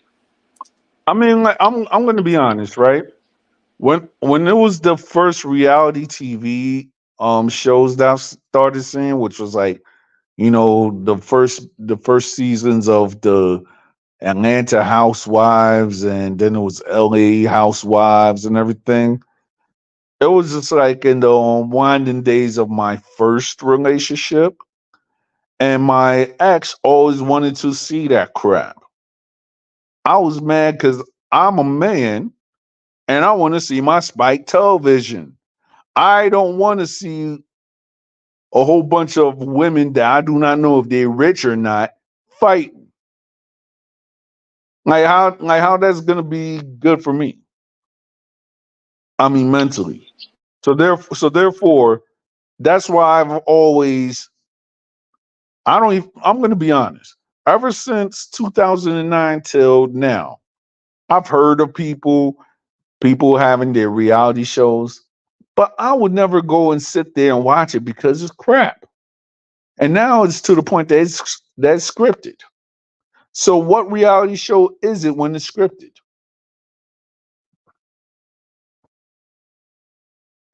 Well, very true. And again, I don't watch the Zeus network, but I be looking at, like Hollywood Unlocked, Jason Lee, the bloggers on YouTube and Instagram, like resharing the videos. So, or TMZ, TMZ always has the T on everything. But again, like it's just really juicy, not for nothing, and toxic. And again, or reality TV at this point is toxic and juicy, I feel, because it's always those punchlines of, the fight or the cars, the houses, the jewelry, the vacations. It's all extra, extra lavish. And a lot of us is not getting it that way. So, it's always, like, okay, this is what they want to do because they know this is what people are trying to achieve and get and are not receiving. And people want this life so bad, they'll do whatever, try to emulate to get this look. Yeah, it's like if you actually look at it, right? The real people that actually have like a long lasting empire, financial empire I'm talking about, they actually have intelligence. So therefore, if you're gonna go tell a person from the hood like, hey, let's go and do this reality television, or therefore we could get that money. You're not thinking about the long run. You're not thinking about, okay, once we get that money, how are we gonna invest that money? How are we gonna flip this money to something that will benefits our kids? How are we gonna flip this money to the She's a point that we could printer actually own? and DJ Envy. I mean, if you actually look at it, right? I don't know that much about the case because I'm not going to really comment about it. But then, I've heard a lot of people diss the guy who was DJ Envy's business partner, and it was like a whole bunch of funny roasts. So in my aspect, I don't know if what they were doing was right, or if it was wrong. But if you're gonna go and actually sell a product, you cannot go and actually sell a product which is defective. So if you're gonna go and promote a product which is defective, you're gonna ask for the law to be knocking on your door. Because if you have a product that's defective, let's just say a house, and then you showcase the house, the next minute, you are in your house and you're thinking that everything is good, and then little Timmy falls and hurts himself. Now you have to actually pay extra phone bills. You're actually paying a mortgage to a house that's crap. And then on top of it, all your money got bamboozled. So what the next step is, I don't know how real estate law is in New Jersey or in any other states, but I'm just saying if you're gonna go and sell somebody a defective house, I could actually say that will be maybe several lawsuits. And if this shows that you actually showed a defective product, that might even land a person in jail.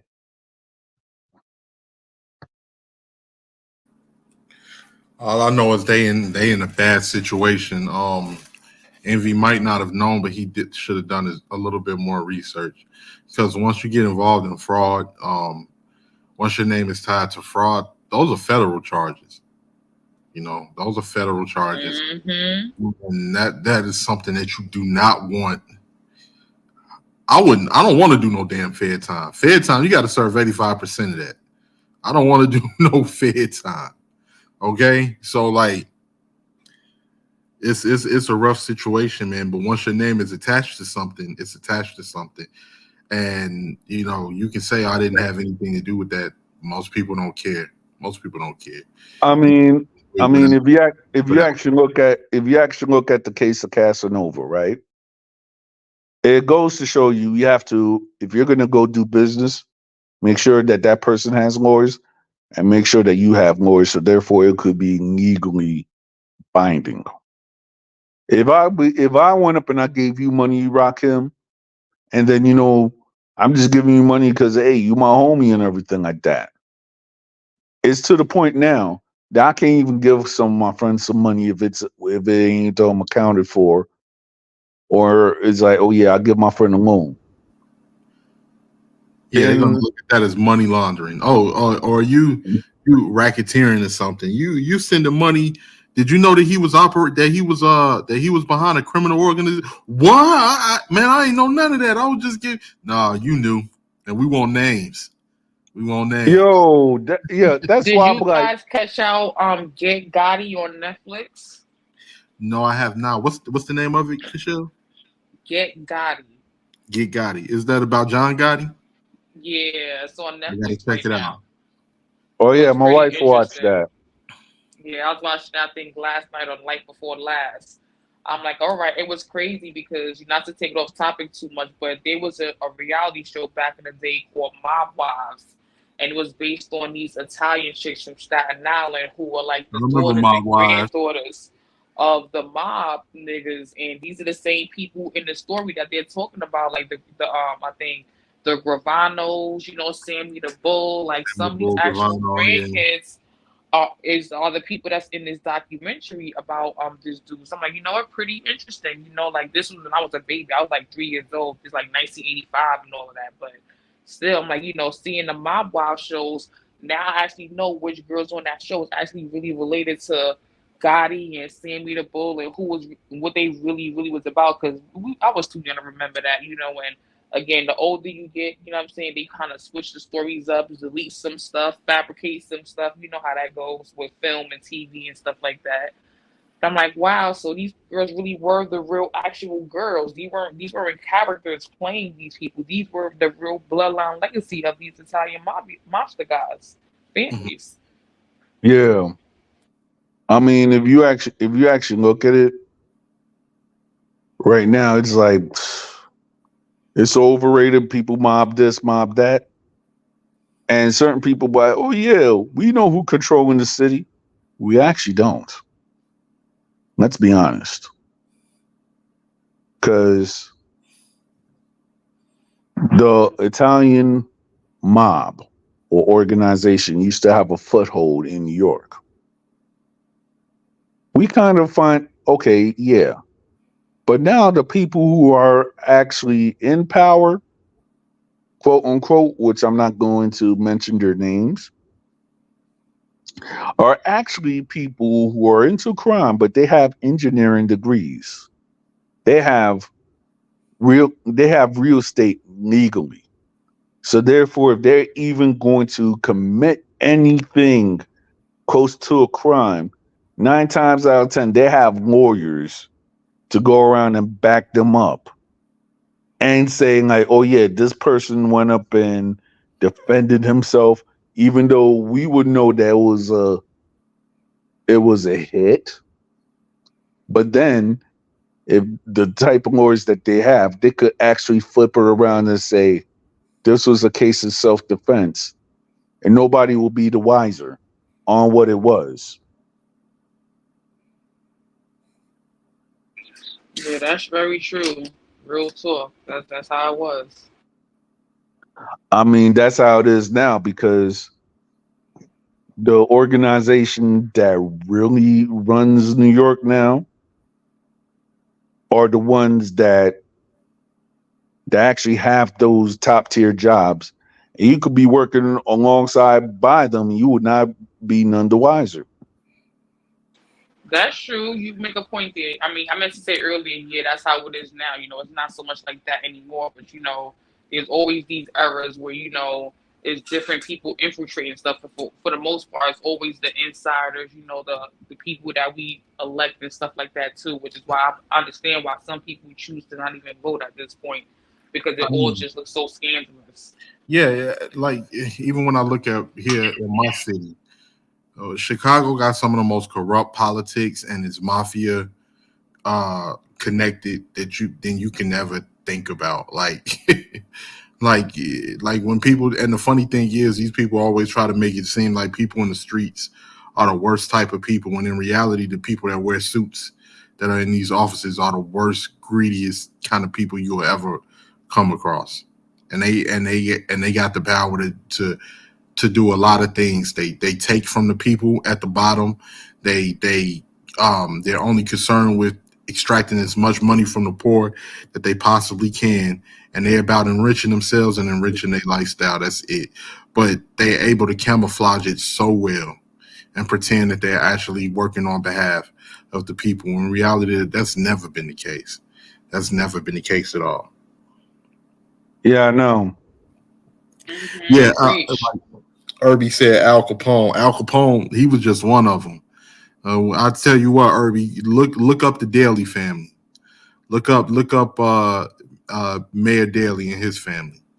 The Dalys of Chicago, and how how corrupt they were, some corrupt Irish gangsters, and that they had an iron fist on Chicago forever. Mayor Daley ran Chicago, what they call Old Man Daley, which was his dad, and then Daley Jr., which was his son. They had a stronghold on the city of Chicago for a long time. I can remember that had to have been about 15 years ago or so when the mafia was involved with, they had connections with people at the DMV and all of that, and they was actually selling fake CDL licenses.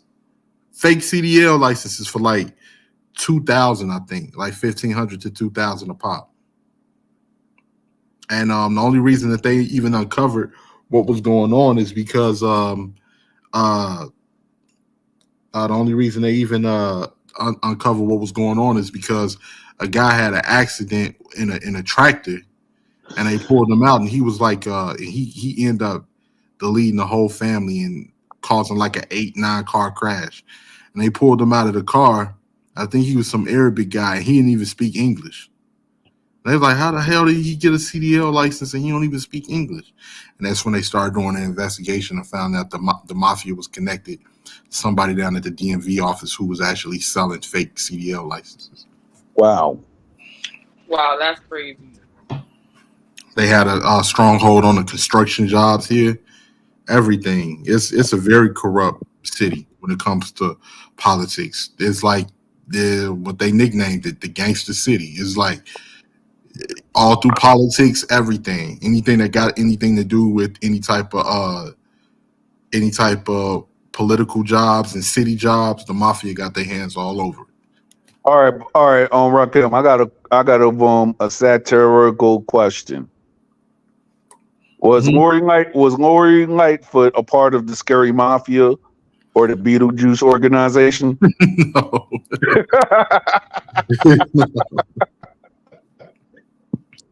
No. No, she wasn't. Yeah, crazy. They always give Lori Lightfoot a hard time. You I'm, know, I'm, I mean, me personally, I'm just saying, like, we all know that she's, a part of the LGBTQ and everything like that. But mm, I'm just saying, out of everybody, and people could bash me on this, but I don't care.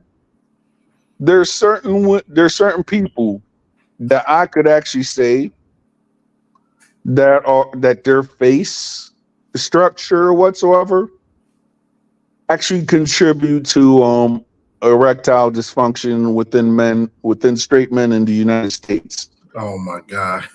Now, hear me out. The first one is Wendy Williams. Hmm. The second one is that white chick. What's her name? Ann Coulter. You know what? I'm gonna keep it real. I did not used to think Wendy Williams looked bad when she was younger. When she was younger, When she was younger, she was hot. I ain't gonna lie. Yeah, when It's she just was that. It's younger, just, she definitely looked better. yeah. It was just that plastic surgery that messed her up. like when she was on Hot 97 and all of that, and prior to all of this other stuff, she looked better. Even the early days of her show, but as time went on, nah, yeah. Nah. And then the third is Lori Lightfoot. So there, so therefore, their face structure and everything like that contribute to like 60% of erectile dysfunction within straight males in the United States by just looking at their face. I'm just messing with y'all. I'm not really a statistic type of guy, but I like to make that joke around people, and then they actually laugh about it because they actually have to think like, But then again, I could actually put Rosie O'Donnell also, but then Oh again, no! I always thought Rosie O'Donnell was funny. Nothing else. Like, nothing I else. like Ellen. I think Ellen got swag. Which I think. Yeah, Ellen. I mean, like my mother, she liked Ellen, and the way that she couldn't dance, that was funny. Yeah. My grandmother used to like Ellen when she tried to do her dance moves too. That used to be funny.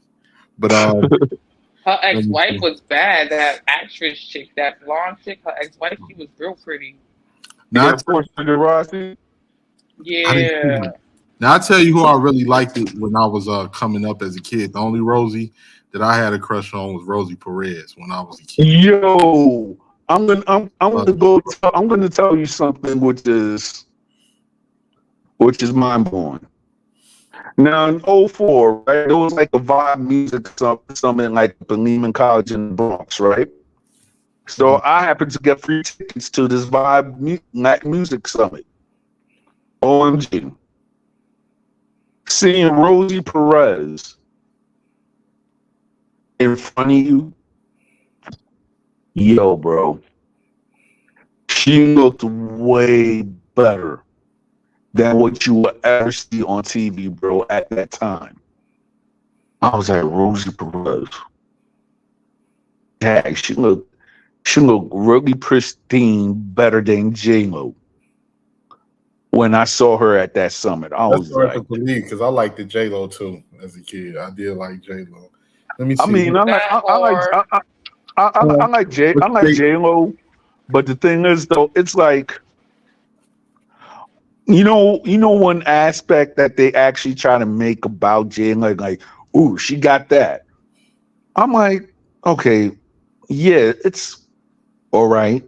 I've seen women that could knock out J Lo in that aspect. You know, shout out to the star Edith Chacon. She was better than J Lo. Oh, you know what? I heard Ramon talk about her. I did heard Yo, Ramon talk about her. yo. Selena, Shakira. Oh my gosh, Mhm. definitely Selena, definitely. But of course, the woman that started it for me when I was growing up, that I really first had a crush on was Foxy Brown. I had a crush on me, boy. I loved me some Foxy Brown when I was a kid. Yes. Yo, when I was Could talking no, to one of could when I was nobody talking to tell one me of my nothing homies, about Inga? Could nobody tell me nothing thank about you. Inga? Yo, yo, shout out to my homie Paulie Hustle up in Jersey. When I was talking to my homie Paulie Hustle, right? And we were talking about back in the days when we was in school and everything. One thing we was talking about what we agreed on. Like when the time was between Lil Kim and Foxy Brown, certain people was like, yeah, Lil Kim, Lil Kim. Nah, we was actually feeling Foxy Brown more than Lil Kim. And I'm, I'm, Kim was I, cute. Kim was a cutie. I love Yeah, you. she was. But something about Inga was like it's like it was like a lot. It was like maybe animalistic. It was like exotic when you actually looked at her face. Like she had a type of look that you never seen. That it's just that it was she was beautiful. And then on top of it, the way that she went up and spit on that LL Cool J, I shot you. Then on top of it, the firm biz. I'm like, geez, this every guy liked Foxy Brown because of her raw lyrics, and then she had the looks to match. Gotta ask we gotta ask my YouTube wifey here. So Kashel, who was it? Who was the guys that you had a crush on when you was growing up back in those days? I was really liking more like the R&B dudes, like versus the rappers Mhm. back in that day. I ain't gonna lie, like I was definitely Right, into like like the R&B dudes. Like definitely wasn't really into the rappers. Like I really like the rappers for their lyrics, not for their looks. But as far as looks, I was right. definitely crushing on the R&B dudes. So I'm gonna definitely take it back to like the Keith Sweats and like the Genuines and the All Ushers of and them. Mine. the Maxwells and the Music Soul Childs and the Marios. Like I was definitely on those waves back then, like in the You early know two who my aunt. thousands and stuff like that. You know who my aunt used to love her some of. My aunt, she's only 10 years older than me. Oh man, I was a kid. She used to love her some H Town boys. Used to love her some H Town boys. I'm like, these dudes got on Tims with leather pants, leather vests. Yo, you want to know what's funny? We all used to make fun of immature, right? Mhm. Especially those weird haircuts that that Marcus used to have. Yeah, Like for yeah. example, we didn't know that he was part Mexican, but I didn't know that either. yeah, yeah, it was funny because he used to what we used to call the Mexican haircuts, right? Was like the haircuts that everybody that Guys, I the gotta step Mexicans down. I'm sorry to do a storm real gotcha. quick, but I'm gonna be in the chat. All Uh, right, gotcha, no Kasha. It problem. was nice. Shout out to you, It was Michelle. nice that you were on the panel. No doubt. Peace out. Y'all have a good one. Later, bye, Kim. You too. Talk to you later. That's my YouTube All wife. right, Doc. Everybody give her a Bye. shout out. Exactly. Nah, but the thing is though, back in the day, right? Shout out to my Mexican homies. But back in the day, right? There was a style of haircut that immature used to wear, and we guys used to actually gig on that joint. I'm like, yo, how the heck you went up and have your head shaved right there, and you have like a ponytail? Like that was before we knew what the man bun was and everything like that. We was like, are you for real, bro? And these young chicks like that? No, we ain't dressing like that. Sorry. We just gonna go around and dress like Biggie and everything like that. Make sure that we have you know, the Coochie sweaters and everything like that. I was like, gotcha.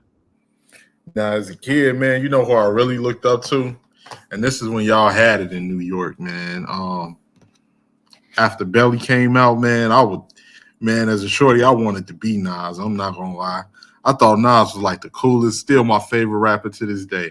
I thought Nas was like the coolest. And then when, I was hearing them like, and that was all like when I heard New York at the time with the lingo with the 5% Nation of Gods and Earths and the whole the half moon Caesars and the Averex leathers. I was like, man, them dudes cold. I was like, man, them dudes like they like some intelligent thugs. I was like, Yeah. I was like, I was like, man, this dude Nas cool as hell. I always liked the Sensei's character more than Buns and Belly. Always. He seemed Yeah. like so much. It's like with me, I could actually say because I didn't really know what DMX was doing. But Mhm. I actually gravitated even when I wrote like my style and everything like that. When I used to write and spit, I gravitated more towards DMX and Big Pun. The reason why is I could say more of my style would be DMX because my sister had a CD of "It's Dark and as Hell is Hot," and I used to Which was listen to that, classic. and I used to listen to that joint behind her back every time. Which was Then classic. then I was listening to Capital Punishment by Big Pun. My mother had Capital Punishment. Mhm. She bought it she bought it in '98 when I was a kid. Still remember it Yep. like it was yesterday. Irby said, when is the Nas versus Jay-Z stream coming? Irby, I'm gonna have to do that joint. I'm gonna definitely have to do that joint. And I'm a big Yeah, that joint to me is that joint's gonna be like in 5 years. No, he was asking me, should I do it on my channel? And since I'm definitely a fan of hip hop, Okay. I should do it. And you know what? My perspective has changed over the years because I remember, man, I think like I needed both of those CDs and only had money for one. So I bought Steelmatic and I stole the blueprint. Yo, Dad. It was like a mom and pop store where we used to always get the DVDs and CDs and everything like that. I mean, and it was used to be the Wiz and all these other stuff. Sometimes I used to try to bomb that jump behind my mom's back because my mom Dukes, she was actually opposed to hip hop. She was like, "Oh, hip hop is nothing but criminals and whatsoever." I'm like, "Don't listen to what the TV tells you." Like, yeah, it might have been, but then on Man, top of it, those but then on albums, top of it, but then those on top of albums, it, there was a lot of conscious rappers too, like Most Def, absolutely. Talib And it's been Kweli. like that. And you would know because you grew up in the Bronx. It's been like that. Mm-hmm. Yeah. But yeah, like I think I'll tell you what was the first album that scared me to death. My mother was a young mother, so she had me at 17. So Right. a lot of this stuff was going on. She was in the thick of everything, listening to the music. And the first album that really scared me as a kid was Machiavelli, The Seventh Day Theory, Don Illuminati, because Thank Pac had, you. Pac had died at that particular time. And Yep. just something that was eerie about that cover because it wasn't him, it was a cartoon version of him on the crucifix. And it was like, in no way is this a disrespect for Jesus Christ. And then had all the cities in the nails that was on his crucifix. It had like Detroit, New Orleans, Chicago, New York, LA, and all of these, different cities. And when you go back and when you listen to the beginning of Bomb First and what used to really scare me in the beginning of the song Blasphemy as a kid, when you hear the preacher talk, God has a plan. And the plan, and like when you heard, like it was like really demonic. And when I was a show, I was Yeah. like, man, it was just dark, but that's still one of my favorite pop albums to this day. That's still like It's funny because I never really listened to. I listened to Pac, but I never really listened to Pac like how people did because I was more of a Biggie fan.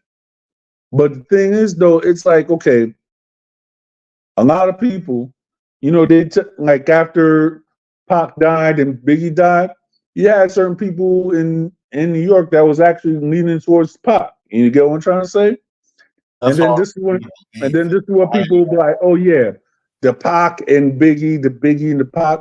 It's to the point that people argue about that nobody really cares anymore. No, it was so much going on between New York and LA at that time, and then after Pac had passed, and then the Machiavelli was released, and then a few months after that, Big passed. I still remember when they announced that on television. I still remember when I was I watching. remember I remember the day on Hot 97 when they announced that. I was listening to Hot 97, like, what? He died? And we was just like flabbergasted. Yeah, I Like, remember when that was literally literally 2 days before my birthday. yeah, I remember when it was on America's Most Wanted, and John Walsh was mispronouncing his name. He was like, if you know who killed Tupac Shakur, dial 1-800-AM. I remember all of that as a kid. I remember when on Channel 7, on ABC Channel 7, I was in the living room when after Big died and it flashed across the screen rapping Notorious B.I.G. Gunned down and deleted in Los Angeles. I remember when my mother bought Life After Death. I remember when they was playing Notorious Thugs on a radio station. I used to Yo, when backseat. My mother had a when Notorious Thugs came out, we was like, yo, every kid around that time went up and tried to decipher the lyrics because that was the joint. such a hard beat, man. And I was already a Bone fan. My first album as a kid was a cassette, Bone Thugs and Harmony, East 99. Yeah, Eternal. but yeah, it was like the Crossroads, right? That was the first time I heard of the Bone Thugs. It was like, all right. And I didn't know who Twister was at that time, but then there was like that Twister had at the time had like the Guinness World Book of Records of being When the fastest lyricist. Twister first came out, kids, we didn't know who he was. We was kids, so we wasn't able to follow it the way it was. I just remember when my mother bought Twister Adrenaline Rush. She had Yeah. Adrenaline Rush on cassette, and if you look at the album cover, that's the cover when he's sitting in the chair with the Mhm. Gucci sweater on, with the herringbone. And I can just remember when I first heard Adrenaline Rush and all of the skits, and you heard that beat, do do do do do do, and everything that they was talking into that album was so Chicago based that it had Chicago in a frenzy. It had Chicago was like, yeah, boy, because that's always been like our style at that time was the style that he had, and we had Crucial Conflict, Shock the World, Triple Darkness, people like Yeah. we had those type of Yeah. people Do or die. They're from Chicago too, right? from the West Side. Yep. Yeah, because I've heard it was like this.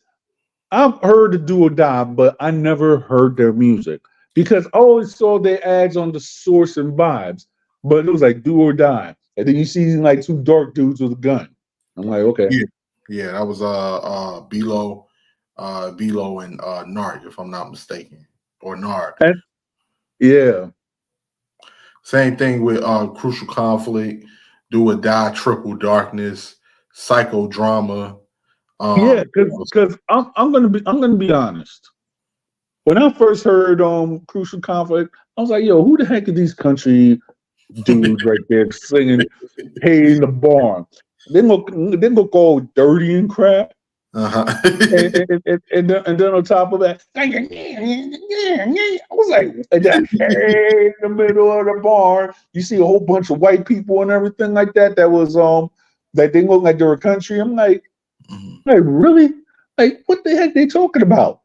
They style kind of threw And me off first as a kid because of I remember loving that song because they was playing it all over Chicago. But at that time, in rap, everybody was trying to be so distinct. But in their music, they talked about a lot of Chicago stuff, a lot of street Chicago stuff, and they was right off of Chicago Avenue on the west side of Chicago. yeah, it was like my older sister said, yeah, when we was up in Ohio, we used to bang that. I was like, when Yeah, I was a kid, you got made fun of for playing that music around there. Like you will never hear. I'm telling you something which is real honest. You never heard Crucial Conflict on Hot 97, never. no, I know, no, not No, at that. no, for real though. The only time I remember listening or seeing a Crucial Conflict video is I only seen Hey in the Middle of the Bar and Ride. Those Mhm, are the only videos I've ever seen of these guys, and mhm. I've seen it on the box. Right, same thing here. Then Well, on top, then on top, they had a song called Rodeo, and rodeo too. Yeah. if you put that song on today, people still lose their minds here. But of course, Common. Then we had Common Sense, and then Hmm. who else, man? We had EC Illa, who he was a white dude from the north side, and he was hard. EC Illa was hard. He used to be part of a group called the Ill State Assassins, and I've heard of them. yeah, he was hard, man. And, let me see, Ron Fest, of course, he was down with Ron Fest, and then the biggest producer we had was the legendary Traxter, and the legendary Traxter, he's the one that produced Adrenaline Rush, and he was cold, man.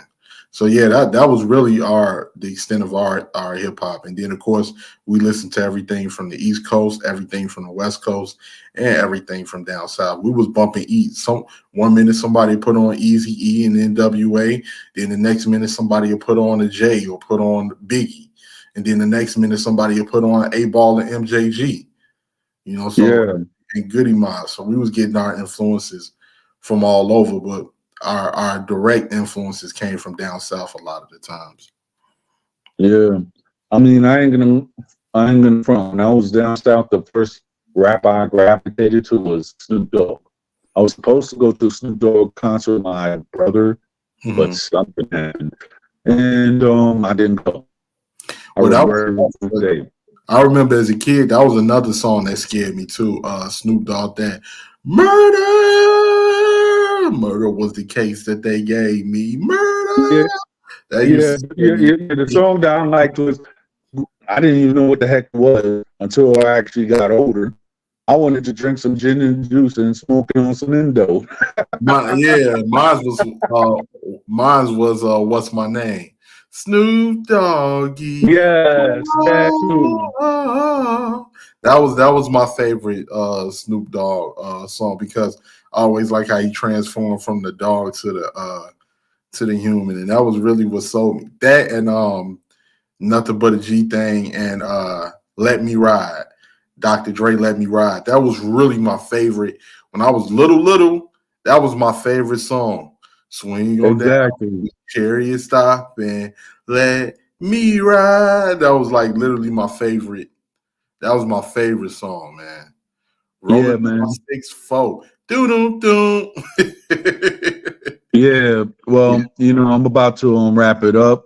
You got any last words? Oh man, just thanks for allowing me up on your platform, Don. Just want to come up here and chop it up with you. I want to give a shout out to my boy Irby. And Irby, I think that's going to be coming, man. Thanks for the idea. I'm going to definitely have to give you credit on that, and I may be doing that on my stream. Shout out to Friendly Extortion. Shout out to Scullyton. Shout out to Mexican Bean Soup.